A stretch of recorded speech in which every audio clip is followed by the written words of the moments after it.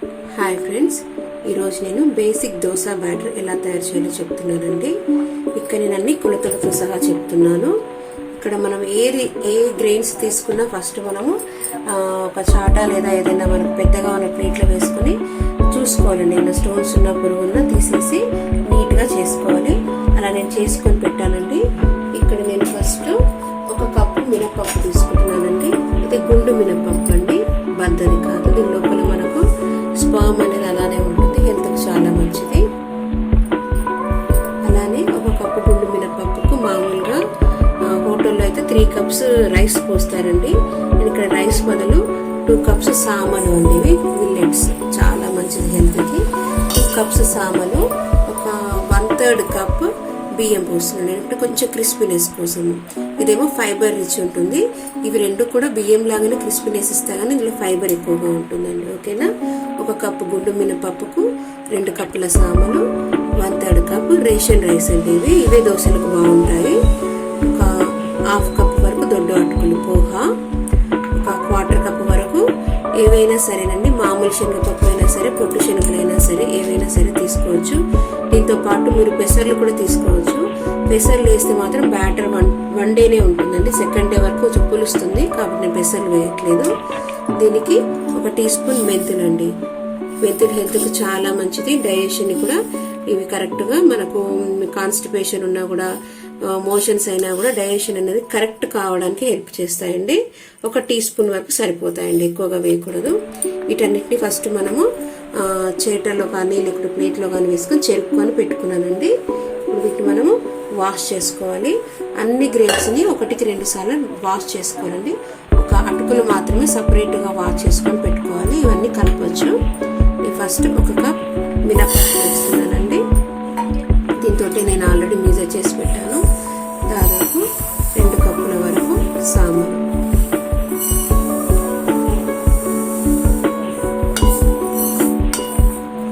దీంతో పాటు ఇప్పుడు 1/3 కప్ రైస్, 1/2 కప్పు శనగలు, 1 టీ స్పూన్ మెంతులండి. ఇవన్నీ 3 టైమ్స్ బాగా వాష్ చేసుకొని వస్తానండి. నేను గ్రెయిన్స్ అన్నిటిని 3 టైమ్స్ తరోగా వాష్ చేశానండి. 3 టైమ్స్ వాష్ చేయడం అయినాక ఫ్రెష్ వాటర్ పోసి ఒక మినిమం 5 అవర్స్ మనం నానబెట్టుకోవాలండి, సోక్ చేయాలి. మనకు మినపప్పు సోక్ అయినప్పుడు సైజ్ డబుల్ అవుతుందండి, కాబట్టి కొద్దిగా వాటర్ ఎక్కువగానే పోసి పెట్టాలి. నిండా మునిగేలాగా ఒక 5 అవర్స్ అలా ఉంచుదాము.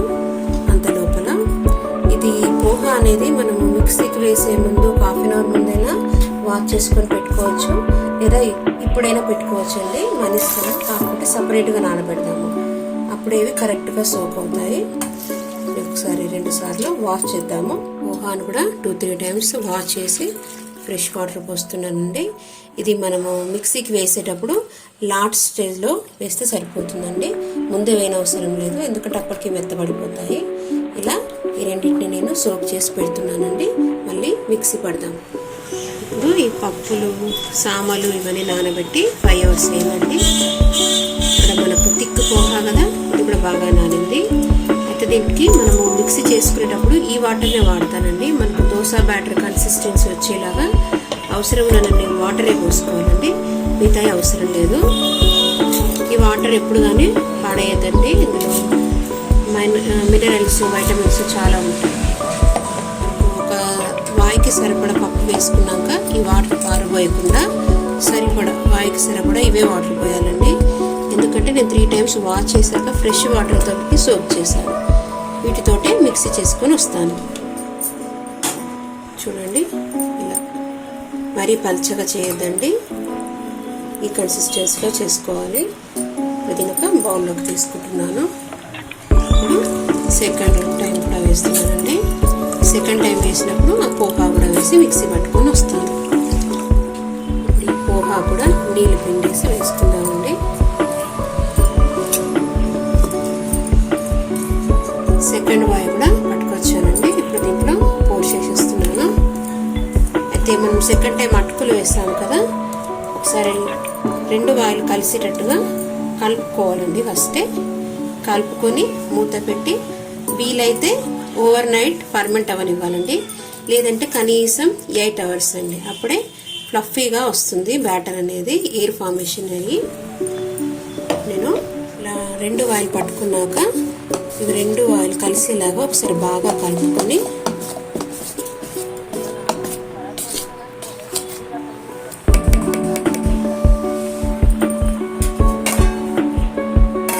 మూత పెట్టుకొని ఒక మినిమం 8 అవర్స్ మనం ఫర్మెంట్ కానివ్వాలి.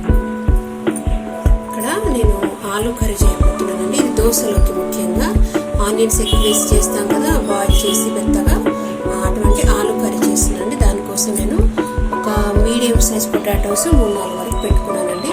దీన్ని కుక్కర్లో మనం ఒక 2 విజిల్స్ వచ్చే వరకు కుక్ చేద్దాం. దీన్ని ఇప్పుడు ఫస్ట్ కుక్ అవనిద్దాం. ఇప్పుడు నేను దోశలోకి కావాల్సినటువంటి ఆలు మసాలా కర్రీ నేర్పిస్తున్నానండి. ఇది కొంచెం స్పైసీగా ఉంటుంది, కొంచెం స్పెషల్ టచ్గా ఇచ్చి చేస్తున్నాను. ఇది చపాతీలోకి కూడా చాలా బాగుంటుందండి. ఫస్ట్ మనము ఒక 3-4 పొటాటోస్ కుక్కర్లో ఒక 2 విజిల్ పెట్టుకున్నానండి. చూడండి, వీటిని ఇప్పుడు నేను పీల్ ఆఫ్ చేస్తాను, తొక్క తీస్తాను. దీనికి కావాల్సిన ఇంగ్రీడియంట్స్ అన్నీ కూడా నేను రెడీగా పెట్టుకున్నానండి. ఇవి వేసేటప్పుడు ఏవేవి ఎంత వేయాలో చెప్తాను. ఫస్ట్ నేను వీటిని పొటాటోస్ని పీల్ ఆఫ్ చేసి రెడీగా పెట్టుకుంటున్నాను. ఇప్పుడు నేను ఇవి పీల్ ఆఫ్ చేసి పెట్టానండి. ఇవి సన్నగా చాప్ చేస్తాను. ఇప్పుడు నేను ఈ బాయిల్డ్ పొటాటోస్ని కట్ చేసి పెట్టుకున్నానండి.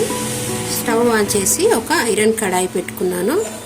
ఐరన్ కడాయి వాడడం వల్ల మనకేమవుతుందంటే మన తినే ఫుడ్లోకి కొంచెం ఐరన్ వస్తుందండి. కాకపోతే వండిన వెంటనే మనకు డిష్ అవుట్ చేసుకోవాలి, ఎక్కువసేపు ఉంచకూడదండి. ఈ ప్యాన్ని కొంచెం మనకు వేడవనిద్దాం. ప్యాన్ వేడైందండి. నాన్ స్టిక్ ప్యాన్లో కన్నా ఒక టేబుల్ స్పూన్ ఆయిల్ ఎక్కువ పడుతుందండి. ఇది నేను 3 టేబుల్ స్పూన్స్ వరకు ఆయిల్ వేసాను, కాగనిద్దాం. నేను దీనిలోకి అన్ని పోపు దినుసులు వేస్తున్నానండి. కొంచెం పంట కిందికి తగిలితే బాగుంటాయని కొద్దిగా శనగపప్పు, ఇది కొంచెం ఫ్రై అవ్వనిద్దాం. శనగపప్పు టైం పడుతుంది. కొద్దిగా మినపప్పు ఒక టేబుల్ స్పూన్ పెట్టండి. కొద్దిగా కలర్ మారాలి. ఈ ఐరన్ వాక్ చుట్టూ కొంచెం ఆయిల్ స్ప్రెడ్ చేస్తే స్మేర్ లాగా మనకు కర్రీ అయినా ఏ గ్రేవీ చేసుకున్నా అడుగంటదండి. ఇప్పుడు కొద్దిగా కలర్ మారాయి కదా, నేను దీనిలోకి ఇప్పుడు టీ స్పూన్ అండి, టీ స్పూన్ ఆవాలు కొంచెం చిటపటమన్నాక టీ స్పూన్ జీలకర్ర, కొద్దిగా 1/2 టీ స్పూన్ వరకు సోంపు వేస్తున్నానండి. అది ఆప్షనల్, వేస్తే డైజెషన్కి మంచిదండి. ఇప్పుడు పోపు వేగింది. కట్ చేసుకున్న 2 గ్రీన్ చిల్లీస్, చాప్ చేసుకున్నటువంటి ఒక మీడియం సైజ్ ఆనియన్ అండి. కొంచెం ఆనియన్స్ ఎక్కువగానే వేసుకోవాలి, దోశలకు బాగుంటాయి. కొద్దిగా ఒక 2 రెమ్మల కరివేపాకు వేసి ఫ్రై చేస్తున్నానండి.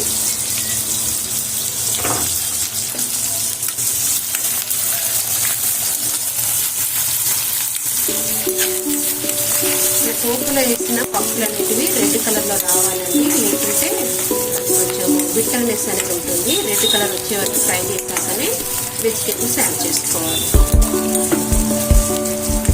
కొద్దిగా ఆనియన్స్ సాఫ్ట్ అయినాక, అంటే కొంచెం ట్రాన్స్పరెంట్గా వస్తాయండి, ఆ టైంలో మనము 1 టీ స్పూన్ వరకు జింజర్ గార్లిక్ పేస్ట్ వేయాలండి, సరిపోతుంది. అది కూడా పచ్చివాసన పోయే వరకు ఫ్రై చేసుకోవాలి. ఫ్లేమ్ని మీడియం ఫ్లేమ్లో పెట్టుకోవాలండి. మీడియంతో హైగా పర్వాలేదు. కొంచెం ఆనియన్ క్యారమెల్ వస్తే మనకు ఆ టేస్ట్ అనేది బాగుంటుంది. ఆనియన్స్ తొందరగా ఫ్రై కావడానికి నేను కర్రీ కూడా సాల్ట్ ఇప్పుడే వేస్తున్నానండి. 1.5 టీ స్పూన్ వేస్తున్నాను. ఇది టీ స్పూను.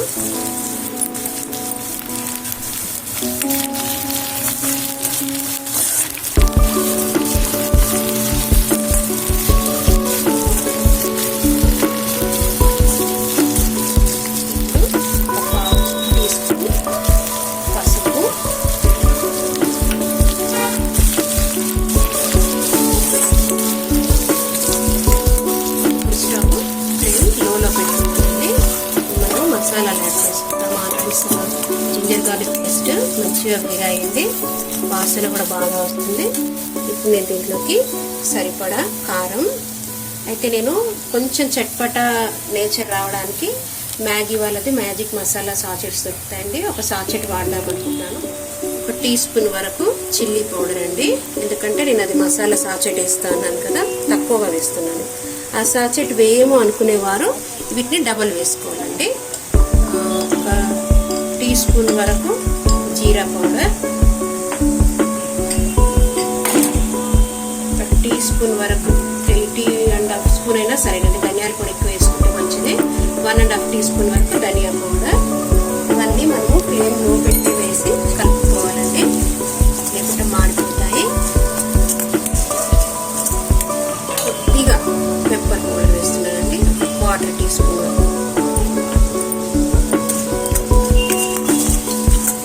ఇప్పుడు దీంట్లోకి ఇంతకు చెప్పినట్టుగా మ్యాజిక్ మసాలా సాచెట్ పూర్తిగా వేస్తున్నానండి. దీంతో కొంచెం మనకు చట్పటా లాగా అనిపిస్తుంది. ఇటువంటి పౌడర్ని మనము ఫిల్లింగ్స్లో కూడా, అంటే సమోసా ఫిల్లింగ్స్లో, కచోరీ ఫిల్లింగ్స్లో కూడా వేసుకోవచ్చండి. పుల్లగా తీపి ఉంటుంది, ఘాటు ఉంటుంది, కారం అన్ని టేస్ట్లు వస్తాయండి అందులో. ఒకసారి వేసి ట్రై చేయండి. అది వేయము అనుకునేవారు ఇప్పుడు ఉప్పు, కారం ఇవన్నీ కొంచెం ఎక్కువగా వేసుకోవాలండి, జీరా పౌడర్, ధనియా పౌడర్ లాంటివి. నేను కొద్దిగా అంటే 1/4 టీ స్పూన్ మాత్రమే గరం మసాలా వేస్తున్నాను. ఆ సాచెట్ వేస్తే ఇది తక్కువ వేసుకోవాలి, లేదు అంటే ఇది 1/2 టీ స్పూన్ వరకు వేసుకోవచ్చు. ఇప్పుడు అన్నీ ఫ్రై అయ్యాయండి, మంచి వాసన వస్తుంది. ఇవన్నీ దూరగా వేగాయి కదా, ఇప్పుడు కట్ చేసి పెట్టుకున్నటువంటి బాయిల్డ్ పొటాటో పీసెస్ అండి.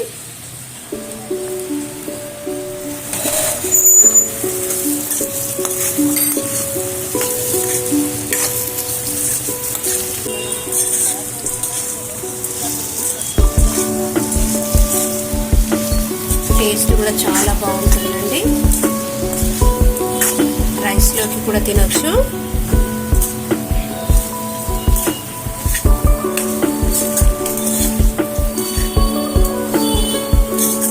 ఇలా బాగా కలిపాక మూత పెట్టి ఒక 2 మినిట్స్ మనము కుక్ అవ్వనిద్దాం. ఒక 2 మినిట్స్ అండి, 2 మినిట్స్ తర్వాత చూద్దాము. మనం వేసిన పౌడర్స్ అన్ని, మసాలాలన్నీ ముక్కలకు బాగా పట్టాయండి. ఇది ఆల్రెడీ బాయిల్డ్ కదా, ఎక్కువ టైం పట్టదు. చూడండి, ముక్క బాగా ఉడికింది ఆల్రెడీ కాబట్టి ఎక్కువ టైం పట్టదు. జస్ట్ ఒక కోటింగ్ లాగా వేస్తే సరిపోతుంది. ప్రతి పీస్ మసాలా అంతా కోట్ అయ్యేలాగా చూసుకోవాలి. 2 మినిట్స్ అంతే, అంతేనండి. ఇప్పుడు ఇవన్నీ మసాలా పట్టాయి. నేను స్టవ్ ఆఫ్ చేస్తున్నాను, డిష్ అవుట్ చేసేద్దాం. చూడండి, వేడి వేడి ఆలు మసాలా కర్రీ రెడీ. ఇది మీ ఇంట్లో ట్రై చేసి మీ అభిప్రాయాన్ని ఫీడ్బ్యాక్ చేయగలరు.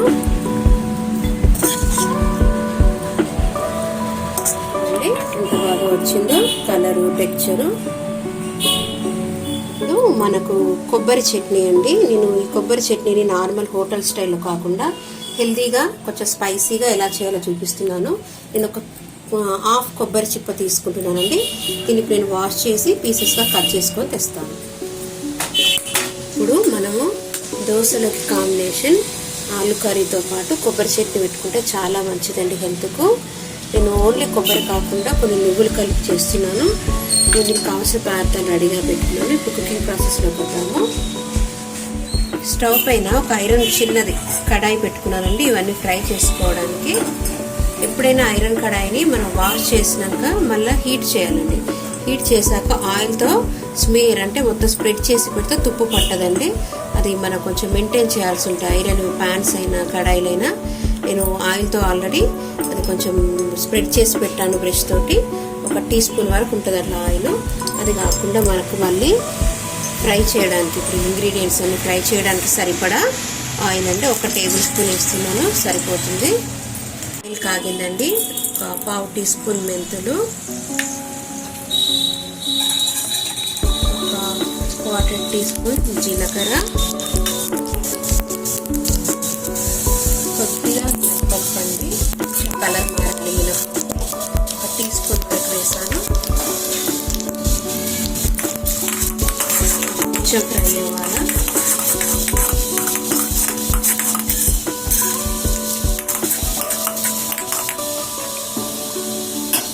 కొద్దిగా వేగాయి కదా, ఒక 3 గ్రీన్ చిల్లీస్ కట్ చేసుకున్నానండి. కొంచెం ఫ్లేమ్ పెంచుదాం. ఇది కూడా ఫ్రై అవ్వాలి.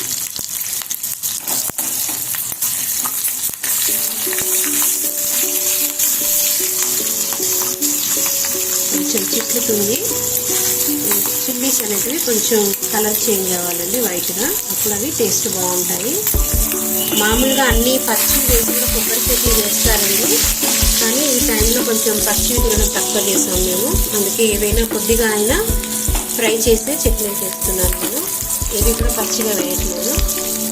ఏమైనా వైరస్ బ్యాక్టీరియా లాంటివి ఉంటే అందులో డెడ్ అయిపోతాయి కదా, అందుకు. కొద్దిగా కరివేపాకు ఈ పేస్ట్లో వేసుకుందాం. చిన్న ఆనియన్ తరుగు,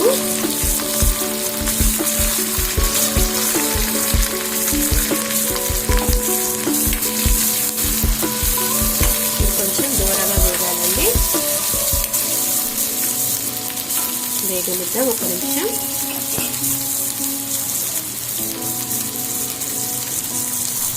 ఆనియన్స్ వేయగానే సాల్ట్ వేస్తే త్వరగా మగ్గుతాయండి. నేను చట్నీకి సరిపడా సాల్ట్ ఇప్పుడే వేసేస్తున్నాను. తర్వాత కొంచెం చూసుకుందాం. ఒక 1/2 టీ స్పూన్ వరకు వేసాను.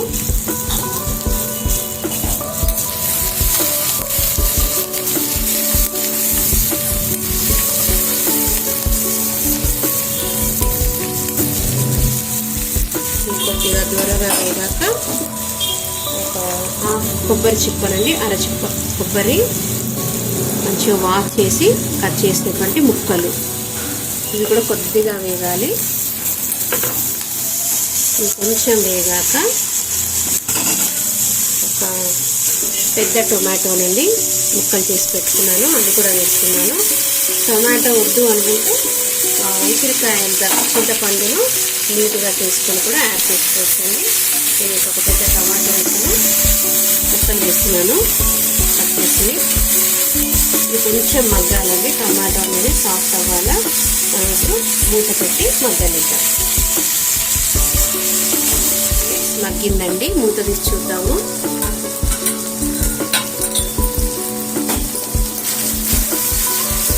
కొంచెం సాఫ్ట్ అయ్యాయండి టమాటోస్. ఓకేనండి, ఒక 2 టేబుల్ స్పూన్స్ వరకు వేయించిన నువ్వులండి. కొద్దిగా మళ్ళీ వేడికి అవుతాయని వేస్తున్నాను. 2 టేబుల్ స్పూన్స్ వరకు అవుతాయి. నువ్వులు చాలా మంచివండి, కాల్షియం, ఐరన్ రిచ్గా ఉంటాయి. టొమాటోస్ మగ్గాయండి, సరిపోతుంది, ఎక్కువ మగ్గనవసరం లేదు. దీంట్లోకి ఇప్పుడు నేను కొద్దిగా బెల్లం అండి, చక్కెర అయినా సరే బెల్లం అయినా సరే, నేను కొద్దిగా బెల్లం వేస్తున్నాను, ఒక టేబుల్ స్పూన్ అంత వరకు. ఒకసారి మళ్ళీ మొత్తం కలుపుకొని స్టవ్ ఆపేస్తున్నానండి. ఇది ఇప్పుడు చల్లారాక మిక్సీ జార్లోకి వేసుకొని మిక్సీ పట్టుకొని వస్తానండి. నేను కొబ్బరి ముక్కలు, టమాటా అన్ని కలిపి రోస్ట్ చేసుకున్నవి కొన్ని వాటర్ పోసి మిక్సీ పట్టుకొని తెచ్చానండి. దీన్ని మనం ఇప్పుడు డిష్ అవుట్ చేద్దాము. చూడండి, జార్లో నుంచి తీసుకున్న చట్నీ థిక్నెస్ కూడా కరెక్ట్గా ఉందండి. మనం దోశ కానీ, ఇడ్లీ కానీ, వడ కానీ దీంట్లో అద్దుకొని ఈజీగా తినొచ్చు. దీనికి మనం ఇప్పుడు టెంపరింగ్ చేద్దాం, పోపు పెట్టుకుందామండి. నేను అదే కడాయిని మళ్ళీ పెట్టానండి. దీంట్లో ఫస్ట్ కొంచెం ఆయిల్ వేసుకుందాం, పోపుకి సరిపడా. ఒక టేబుల్ స్పూన్ వేసానండి, సరిపోతుంది. కాగనిద్దాం.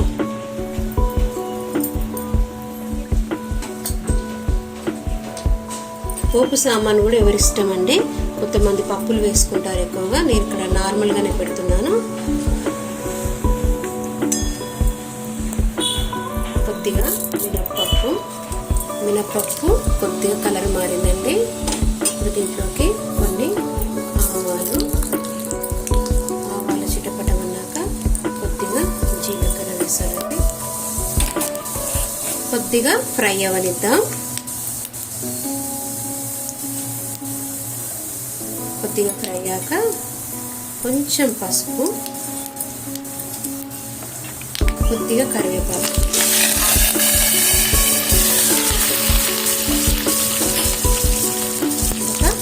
మిర్చి అండి. స్టవ్ ఆఫ్ చేశాను. కొద్దిగా అదే వేడికి అవి కుక్ అవుతాయి. దీంట్లో కావాలనుకున్న వారు ఇంగువ కూడా వేయచ్చండి. ఇంగువ కూడా చాలా హెల్త్కి మంచిది. కొద్దిగా చిటికెడు అనుకోండి, ఎక్కువ కాదు, ఇంగువ వేస్తున్నాను. కొద్దిగా ఆయిల్ ఫ్రై అవ్వాలి. పసుపు ఇంగువ కూడా హెల్త్కి చాలా మంచిదండి. పోపులలో తరచుగా ఇంగువ వాడుకోవాలి. అంతేనండి, పోపు వేగింది. ఇప్పుడు మనం ఇంత ముందుగానే చేసి పెట్టుకున్నాం కదా చట్నీ, దాంట్లోకి పోర్ చేద్దాం.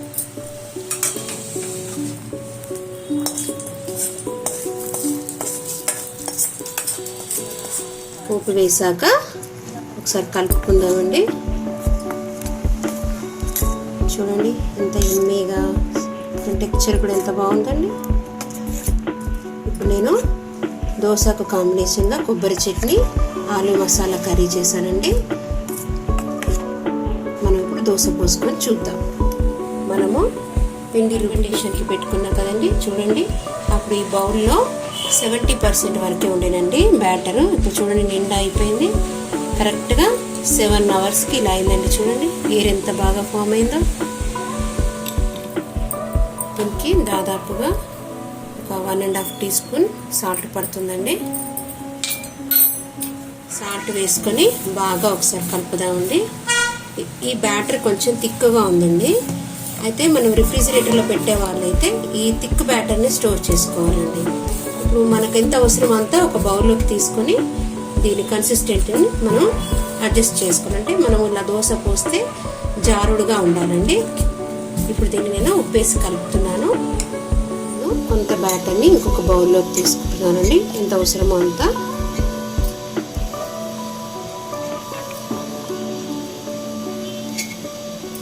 మిగతా పిండిని మనము నీట్గా చేసి లిడ్ క్లోజ్ చేసి ఫ్రిడ్జ్లో పెట్టుకుంటే మనకు 2-3 డేస్ వరకు పులివేదండి. ఎందుకంటే వాటర్ అమౌంట్ అనేది ఇందులో తక్కువగా ఉంటుంది కాబట్టి పులివేది. దీనికి మనము కరెక్ట్గా ప్రాపర్గా మూత పెట్టుకొని మనము ఫ్రిడ్జ్లో స్టోర్ చేసుకుందాము. ఈ బ్యాటర్ వాడుకుందాం. దీంట్లో కొన్ని వాటర్ పోద్దామండి. దీనికి దోశ బ్యాటర్ కన్సిస్టెన్సీ వచ్చేలాగా కలుపుకుందాము. చూడండి, ఎక్కువ కూడా పోయకూడదు, సరిపోతుంది. నాన్ స్టిక్ ప్యాన్ పెట్టుకున్నానండి, వేడైంది.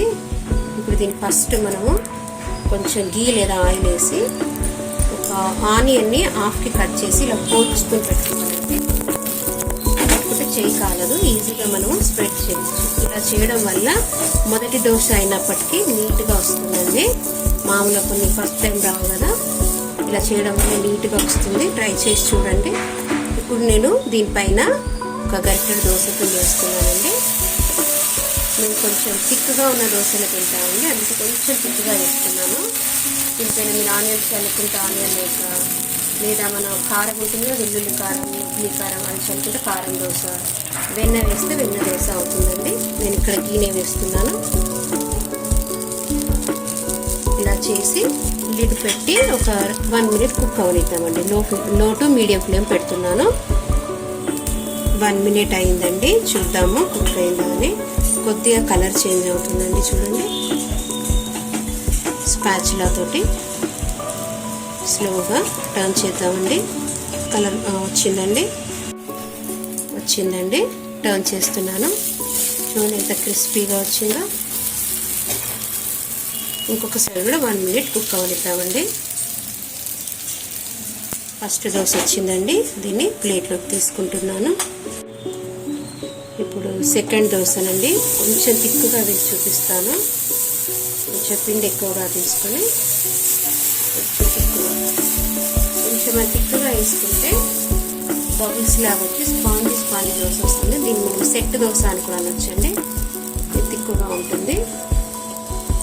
దీనికి మనము కొంచెం ఆయిల్ కానీ ఘీ కానీ అప్లై చేద్దాము. కొంచెం టైం ఎక్కువ పడుతుందండి. నేను కొంచెం హై ఫ్లేమ్లోనే ఒక 3 మినిట్స్ కుక్ చేస్తాను. 1 సైడ్ నీళ్ళు పెట్టేద్దాం. 2 మినిట్స్ అయిందండి, కుక్ అయిందేమో చూద్దాం. టర్న్ చేస్తున్నానండి. ఇందులో మిల్లెట్స్ వేయడం వల్ల హెల్త్కు చాలా మంచిదండి. బయట తినే దోశల కన్నా ఇంట్లో ఇలా ఒకసారి ట్రై చేసి చూడండి. దీనికి మళ్ళీ నేను లిడ్ పెట్టి మరొక 2 minutes కుక్ చేస్తానండి. ఇది కొంచెం మనం తిక్కుగా పోసాం కదా, టైం పడుతుంది. చూద్దామండి. రెండో సైడ్ కూడా రెడ్గా కాల్చుకోవాలి. అయిందండి, చూడండి. అంతేనండి. దీన్ని మనం ఇప్పుడు సర్వ్ చేసుకుందాం. ఒక సర్వింగ్ ప్లేట్లోకి తీసుకుంటున్నాను. దీనికి కాంబినేషన్గా నేను చేసిన కొబ్బరి చట్నీ అండి. ఒకసారి కలుపుకొని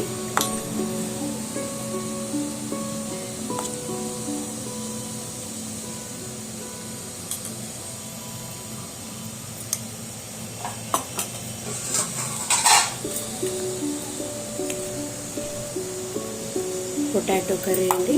ఇది చాలా చాలా టేస్ట్ కుదిరిందండి. ట్రై చేయండి మీరు కూడా. వీటితో పాటు ఇంకా స్పైసీ కావాలంటే ఏదైనా పౌడర్స్ పెట్టుకోవచ్చండి. ఎల్లిపాయ కారమైన, కరివేపాకు పొడైనా. నేను సర్వ్ చేయట్లేదు. ఇంతేనండి. ఎంతో హెల్దీ అయినా టేస్టీ అయినా మన మిల్లెట్స్ దోశ విత్ కొబ్బరి chutney and potato curry ready. దీనిపై మీ అభిప్రాయాన్ని, ఫీడ్బ్యాక్ని కామెంట్ రూపంలో తెలియజేయగలరు. Thank you very much.